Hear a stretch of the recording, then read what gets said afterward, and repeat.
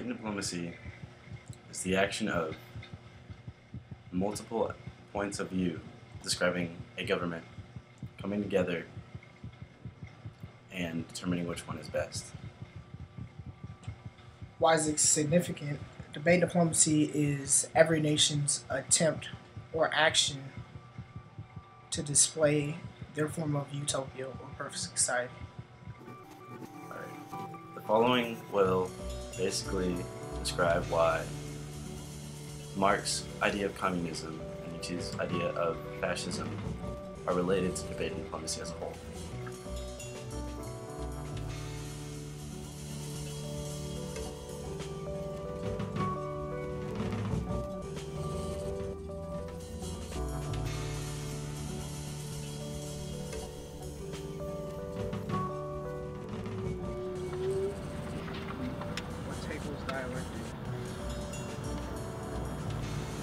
So Hegel was a German philosopher who believed, he was a spiritualist, he believed that there was something greater in the universe moving things along, historically. And the way that he saw it, he formed into a dialectic. Hegel's dialectic consists of this. There's a thesis, there's an antithesis, and they battle against each other to form a synthesis. And that's the new thing. So there's the old, there's the thing battling against the old that creates the new.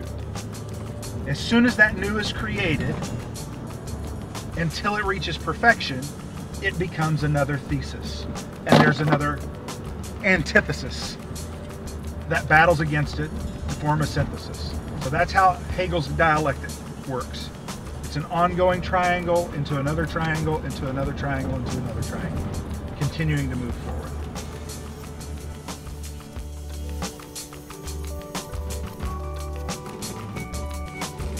Hegel's dialect is the idea that a thesis and an antithesis come together to create a synthesis, which in terms, a synthesis is then contemplated with another thesis, which then creates another synthesis. All right, that's what this looks like. But after a while, the repeated instances then looks like this, which I call a history of change.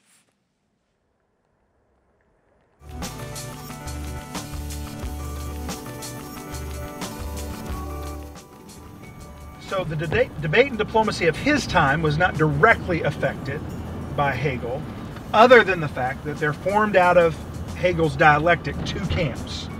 There was a spiritualist camp, or supernatural, that believed in the Geist, or the spirit of the age, that moved things forward. And then there were materialists that came about, that believed essentially that the world was created, it was set into motion, we don't know how it was created, we don't really care, all we know is what is real, or what we can feel, what is solid. So a materialist. And then they believed that it just was predestined, or it kept moving forward regardless of how they felt about it, because that's the way it worked. So in that two camps, then you had people who believed there was something outside of nature pushing things forward. And so when they would talk about things, they would talk about a greater good or a bigger meaning or something larger. And materialists would talk about what was inevitable, that it was going to happen. So two people that really came out of that, one that really is not that important to this discussion is Nietzsche. The other one is Karl Marx. He wanted to see,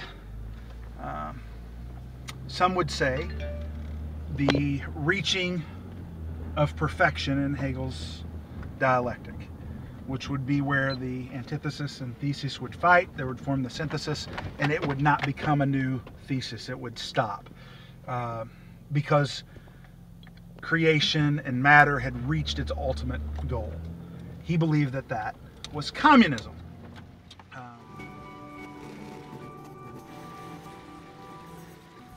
Diplomatic approach was the idea of communism, in which he believed everybody should be equal, and only a select few should be like the leaders or the oligarchy, in which would make makes everything revolve.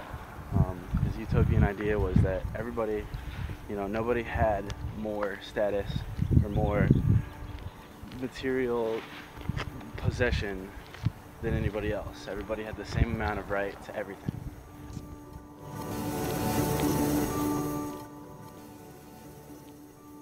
So Nietzsche is another follower of Hegel, and he is a materialist as well. Not many spiritualists of Hegel made it that big in philosophy. Most people went towards a materialistic view of it. And so one of the things that's different between he and Marx is that Marx was thinking about a collective and Nietzsche thought about individual, right?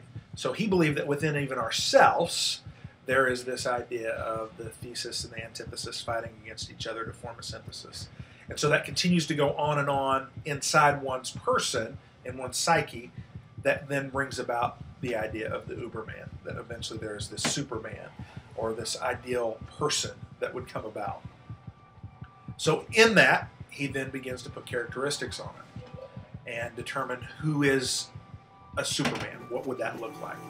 And that's where perfection is reached. That's where the synthesis stops, right?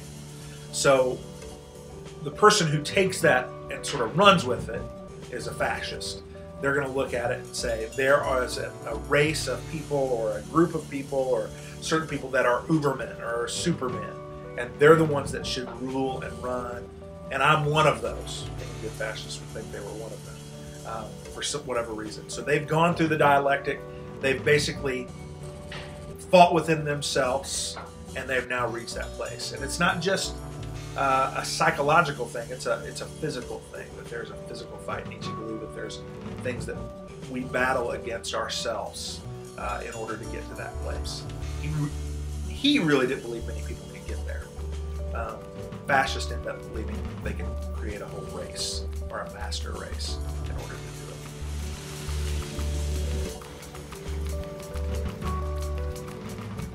it. Nietzsche rejects all universal claims and concepts, presumably as truths.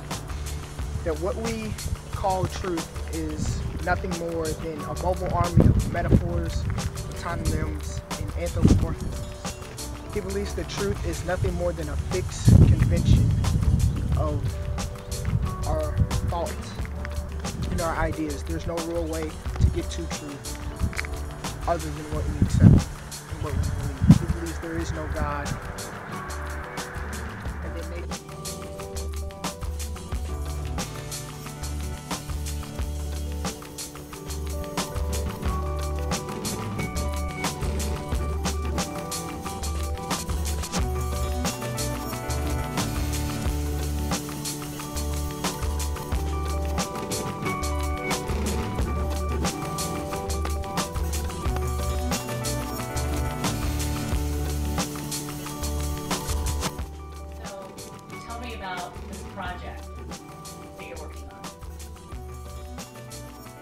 Our project is about debate and diplomacy, but not just debate and diplomacy in general. We had to pick a specific thing to talk about how the debate and diplomacy of something is prevalent in the topic we picked. So we decided that we were going to go with Hegel's Dialect and how Hegel's Dialect formed the opinions of Nietzsche and Marx. So what is the most profound thing that you learned in this project about the ideas of Nietzsche? I think Nietzsche and Marx's interpretations of Hegel's Dialect and how that incorporates into our project really shows how debate and diplomacy can further influence more powerful and more innovative thinkers. It's almost like a chain of events, One person comes up with an idea that they think is awesome, and it's the end of all. And then another person comes along and sees their view and takes it to a step further. And so then another person comes along and takes their interpretation to another step further. And then from those two, then it branches off and keeps going. It's almost like a fractal, like the idea that something continuously goes on forever. And I think that that's a perfect explanation of everything in our day and age, all information, all innovation. So I think it's very essential that that's a part of our project. What was your favorite thing that you discovered in your research? And, what's the thing that was the most interesting to you? Or maybe your favorite thing that you discovered?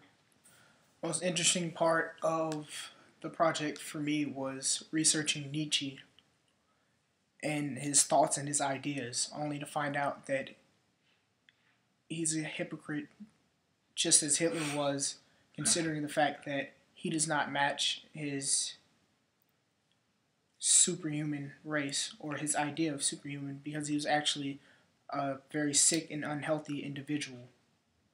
But it also enlightened me on the thought that it wasn't just paper, it was actually his thought. He thought that a superior race was going to form and rise above to soon lead the entire world, not even the nation, the entire world. And he was okay with the fact that he was not going to be a part of that race. He thought that he was intelligent enough to be a part of that race, but he knew that he wasn't healthy enough to be a part of that race. I think it is kind of evident too that, like philosophy, debate and diplomacy and how it is formed over time and over the the generations of thinkers that go through and then learn about previous ancestral thoughts, only goes and forms even better governments. Just like philosophy, you form even better, ways of explaining things. It may not be true, but it makes the most sense.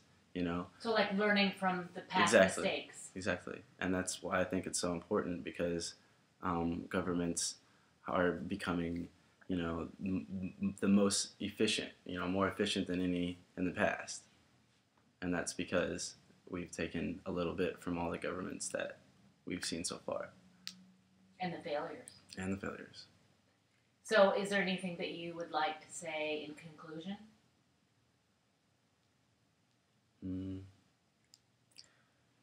In conclusion, debate diplomacy is politics. It's a political way of expressing your meaning or your views of life. It's a truly philosophical sense of your reason of being and why we exist. And you try to display, or you try to convince or persuade other people to believe the same thing that you do. And that's how countries and nations are formed. I agree. Great.